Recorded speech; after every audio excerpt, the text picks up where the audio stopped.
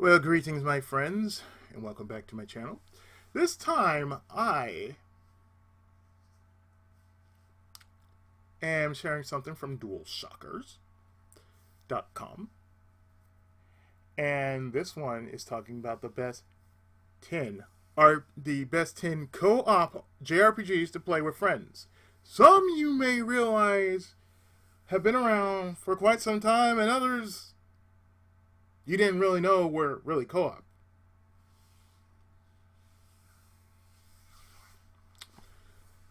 So, JRPGs are games that generally offer a grandiose and fantastical story set in a world brimming with lore and detail. This usually leads to a remarkable experience that you would need to see, but sadly, unless your pals are willing to sit idly by and watch you have all the fun, there aren't a lot of JRPGs that cater to multiplayer gaming. But fear not, there's a limited amount. But that doesn't mean that there are no viable options. The JRPG genre has a few great titles that buck the usual trend and offer sublime experiences that provide co-op friendly fun. This means group battles, shared exploration, and so much more. So if you want to link up with a buddy and through the power of friendship fight God, then these titles are the best way to get your JRPG fix as a team. Starting with number 10, Shining Soul 2. Now, first off, I played the first game. The first game was alright. If you don't know, Shining Soul is actually reminiscent of a PS2 game, and it's also a Shining game. I forgot what it was called. It'll come to me. Or actually, let me look that up in 2 seconds. Tears. That's what it reminds me of. Tears. Shining Tears. That PS2 game I basically said, what does it remind me of? Because it reminded me of that. But yeah, it's Shining Tears. We kick things off with a Game Boy Advance gem, rehashing a Sega Genesis classic. How's that for retro? But really, it plays more like Tears in a Sega Genesis classic.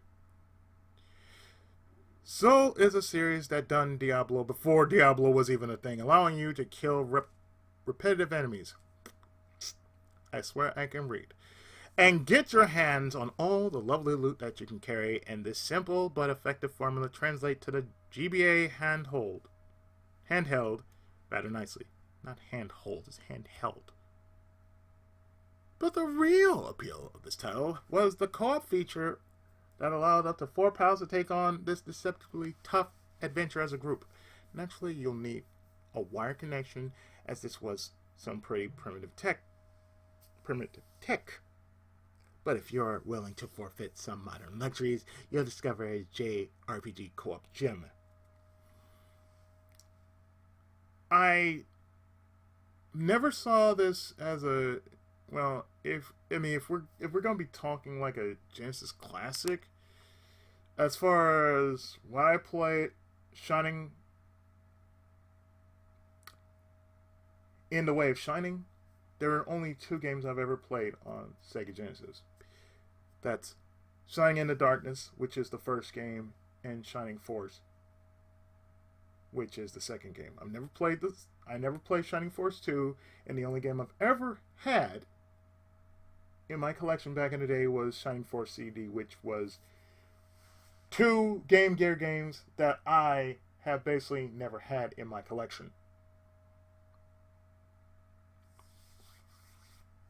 So take that as you will. And I did like a trailer of CD once upon a time and put it up on my channel and said, well, I might consider doing these 2 games, considering how much I would have to grind in order to survive through that mess all over. Moving on. Number 9, a game I actually had back in the day on the Wii. Final Fantasy Crystal Chronicles, a forgotten Final Fantasy. This came out February 9th 2004. By the way, this game came out. Oh, they never said when this game came out. Wow. But this one we're talking about is, well, Final Fantasy. This had local and online multiplayer. You can beat it in 21 hours. So, here's the sales pitch for this one. Crystal Chronicles may not be the best Final Fantasy game. Hell, it might not even be in the top half of the ever-growing library. But it's just about the only co-op Final Fantasy option you have outside the Cydia and Strangers in Paradise. So, while not perfect, you'll have to make do. Perhaps that's a little harsh, as this GameCube native title is a serviceable JRPG with some fun ideas and quintessential Final Fantasy charm, not to mention a strangely compelling Battle Royale closing circle combat system and a deceptively dark narrative. Plus, the game offers up to 4-player co-op, allowing you and your friends to immerse yourself in its forgotten Final Fantasy offering. Maybe a bit dated, to say the least, but it's a relic of times gone by that has been restored to the Switch, so there's no excuse not to at least try and offer size. Like I said, I did have this on Wii, as well as on GameCube, but you know, I got this merely out of, well, what else? Curiosity. Said Final Fantasy. I'm like, oh, what is this? Final Fantasy Crystal Chronicles? Okay. Maybe down the line I might consider that as a Let's Play. I am not entirely certain. Moving on to number 8. Haven, the JRPG for couples. This one's sometimes a hard sell to JRPG fans, as may suggest that it's pretty far removed from the genre in many ways, but thanks to the game's serviceable turn-based combat, we're slotting in here confidentially. For those unaware, myself included, Haven is probably the only game out there that really embraces the loving couple co-op dynamic, allowing players to watch love grow in real time as you control the game's 2 protagonists. I only thought it existed only in East.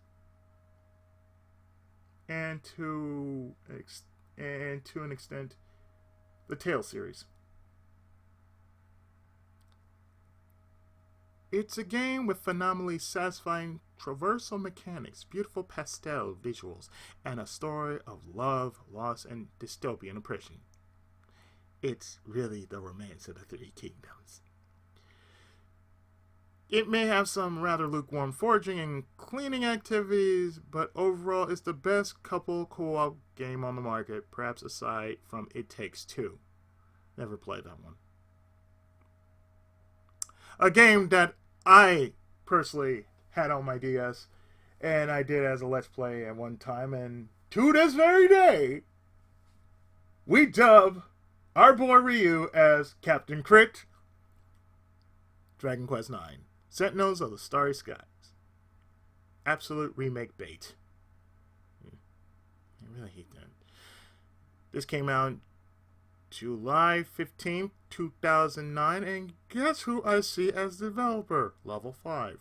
You don't know them, you don't know such games as Rogue Galaxy, Professor Layton, and Ni no Kuni, just to say a few.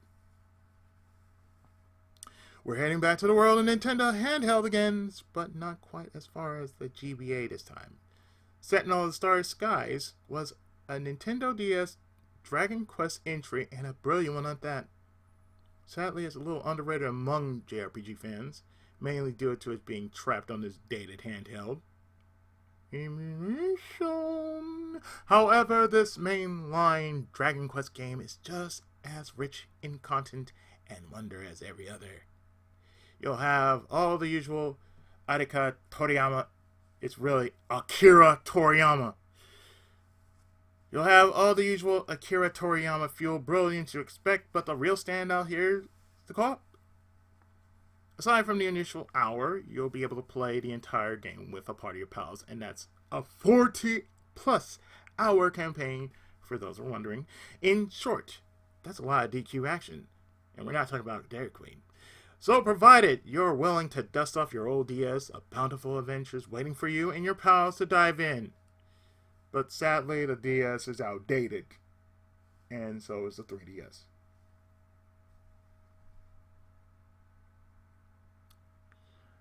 Number 6, a game I heard about but never played, Cassette Beast, the indie Pokemon killer. This came out April 26, 2023. Developed by Bitten Studio. And published by Ralph Fury. And released for Steam, Switch, Xbox, XS, and One. Are you tired of the same old Game Freak Pokemon slop? Well, then you might want to check out this bonafide indie Pokemon killer. Cassette Beast is one of the finest JRPG creature tamer games on the market, offering a fresh new formula that puts Pokemon to shame, while offering a cool setting in New Hyrule, and a batch of cool characters to get to know as you try to return to your version of reality. As speaking of those cool characters, you and a friend can play in local co-op for the entire campaign, allowing them to play as your various campaigns and use their signature Cassette Beast to help you as you progress. It's co-op Stardew Valley. But better. What's not to love? Number 5, I'm actually surprised about this because I didn't know it was really co-op. And this is the last game I actually played, Monstrum Nox. Brilliant, minus a wonky camera. Oh god, the camera was ass. I'm telling you, the camera was ass. And this came out on the Switch, the PS4, and Steam. September 26, 2019. Before everyone shouts at me for including this one, I know that the co-op functionality is far from perfect in 9. But even still, a janky attempt is better than nothing at all. And if you're willing to overlook the haphazard camera, you'll find that there's a lot of joy to be had here. Unlike in Ys 8, this co-op feature allows players to drop in and out as they please and explore the world alongside their partner, not to mention aiding them in battle. I will say that platforming sequences while in co-op are best avoided as the camera will go haywire, which isn't fun at all. But aside from this, it's a very serviceable feature and one that can help you get even more fun out of the E-series if you just milk Nordics for all it's worth. And mind you, this feature is exclusive to PC, so console players sadly won't be able to play 9 in co-op. Well, that's good because I only had the Steam version anyway, so we're all good on that front. And if you want old school co-op, number 4, Secret of Mana, otherwise known as Seiken Densetsu 2. And if you don't know what that is, Seiken Densetsu means the Holy Sword Legend, which is basically Final Fantasy adventure. Yeah, so yeah, it basically turned. It's basically like Persona, like Shin Megami Tensei and Persona and Last Bible. It's like it broke off into its own series. Mana basically broke off into its own series after the second game. Together to the Mana Tree. This came out October 3rd, 1993 by Square. It was on PC, SNES, Android, and iOS, and later PS4 as a remake retelling of sorts. 22 hours. It takes 22 hours to beat. Plus, if you're playing the retold version, I'm going to call it that. I'm not going to call it remake, or because people just run that word down to no end. Remake, remaster, I hate that. I'd rather call it a revival or retelling. When gamers think of co-op JRPGs, they likely think of Sword of Mana by default, as it was pretty much the first game to offer such feature. This SNES classic allows you to explore a pretty pixelated world and enjoy a low-stakes story with real-time combat and timing-based inputs that will later become a recurring theme in the JRPG scene during this era. And really, we're talking about if your weapon hits 100, boop, that's when you hit the button. However, what has been seldom replicated is a 3-player co-op that allowed in drop-in, drop-out gameplay across the campaign. But there's another way if you're playing simple with you, yourself, and D. Select button. Select button, you choose who you want to play as. You can play as the boy, the girl, or the sprite.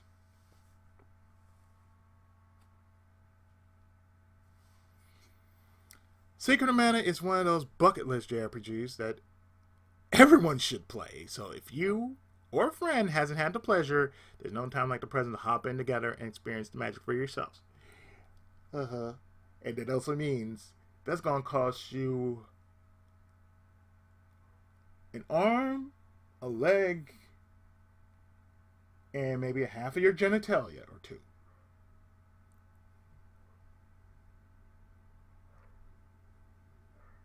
Number 3, a game I also had the pleasure of having on GameCube, and I've beaten the Steam version, which was the PS3 version.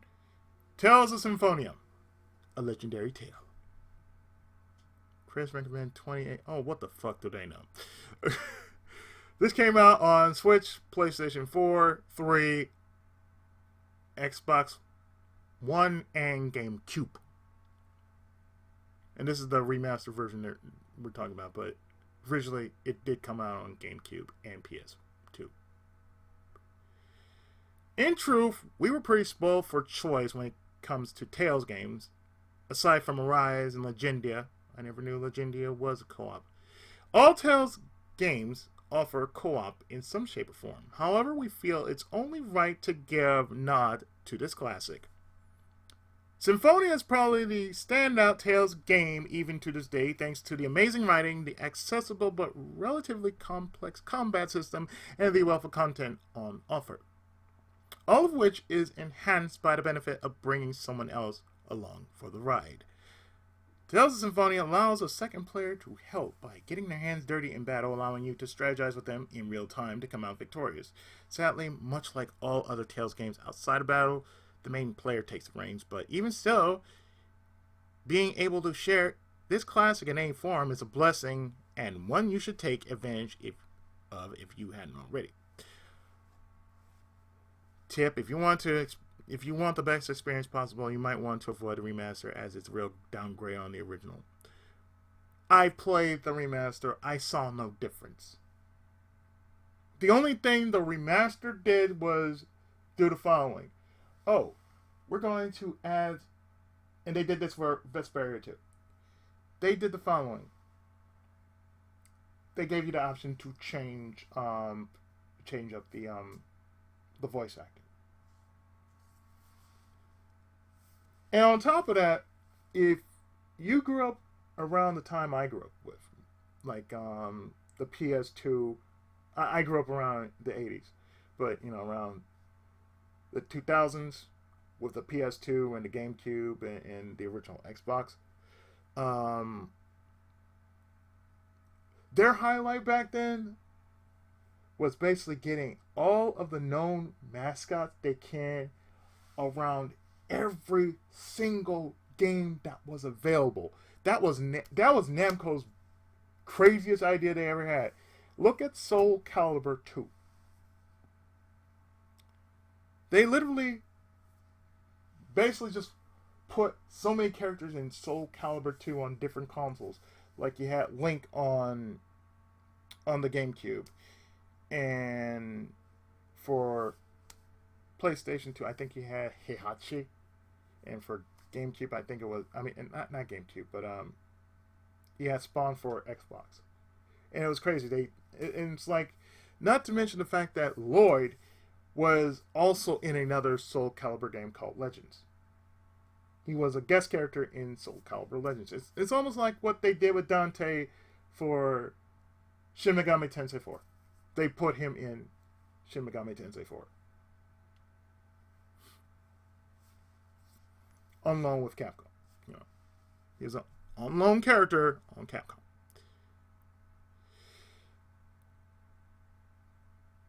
Number 2, a game I've never heard of, but I heard exists. Eternal Sonata. Only on the PS3 and the 360. Developed by Tricrescendo and published by Bandai Namco.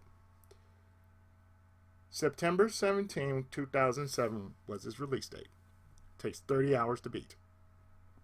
I'm sure we're all aware of esteemed pianist Frédéric Chopin, but just in case you aren't, there is a famous musician who died of tuberculosis in the 1840s, truly the Kurt Cobain of his day. This seems rather irrelevant, but actually this is super important info, as Eternal Sonata sees you play through the composer's musically focused and fantastical dreams as he passed away, allowing you to go on a truly unique adventure like no other. This game offers a thrilling story, a unique blend of turn-based and real-time elements, offering a perfect middle ground for fans of both combat disciplines. As you would expect, it offers a bespoke musical score that is excellent. This can all be enjoyed via couch co-op, as additional players will be able to control fellow party members in battle. It's a JRPG hidden gem, and one that warrants breaking out an Xbox 360 or PS3 to see what you were missing back in the late 2000s. Or you can always go with emulation. There you go. And for number 1, and probably the most recent, Sea of Stars. Chrono Trigger, but better. And this came out August 29th, 23 for the Switch, Steam, PS4, 5, Xbox X, S, and 1.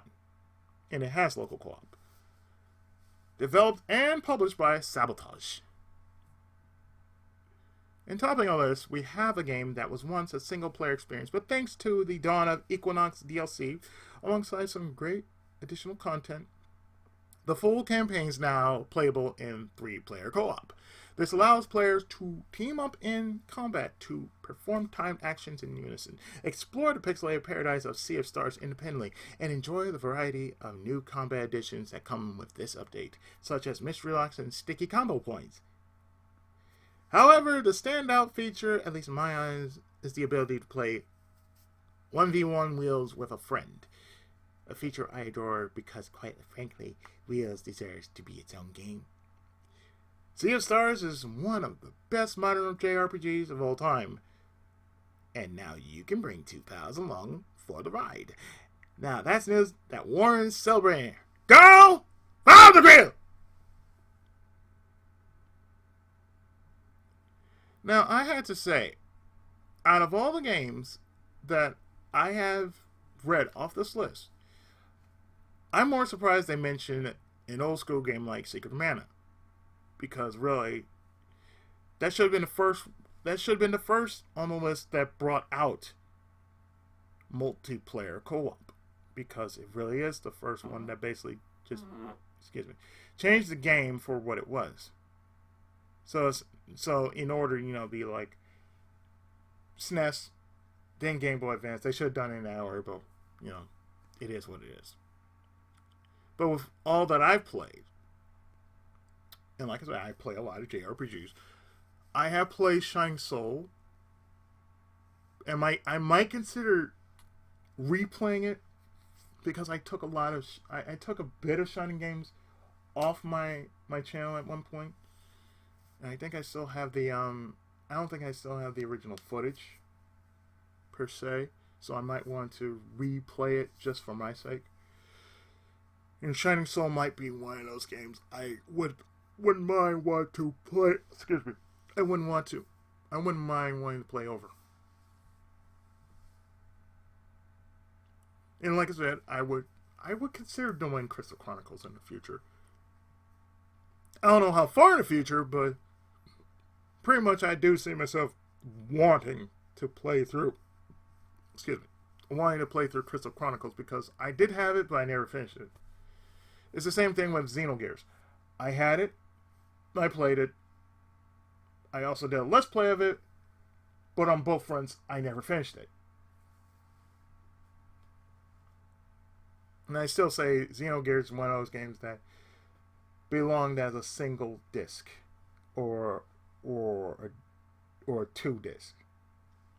Didn't need to be a 3. You know, it just needed to be a 2 disc. But you know, that's just coming from me though. So that goes up with whatever I'm doing. But because right now I'm in between, I'm just taking somewhat a bit of a break between Let's Plays right now.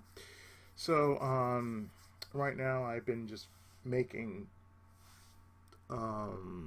trailers for next year, what I plan to do. So if you haven't seen it already, some you will most likely see in the weeks to come.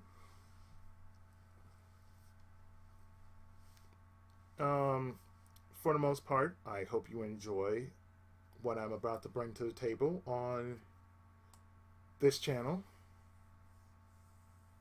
which is the Museum of Underrated Games,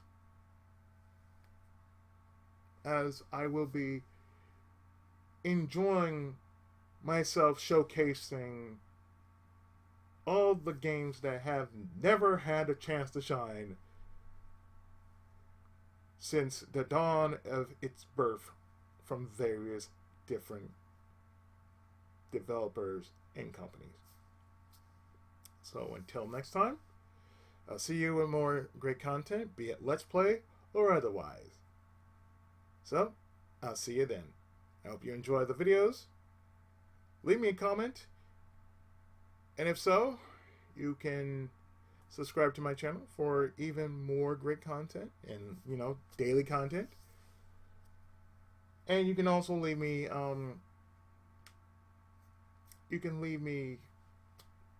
some level of requests or something, but try not to make it too hefty or lofty, okay? Okay. So until then, thanks for watching, and I'll see you next time.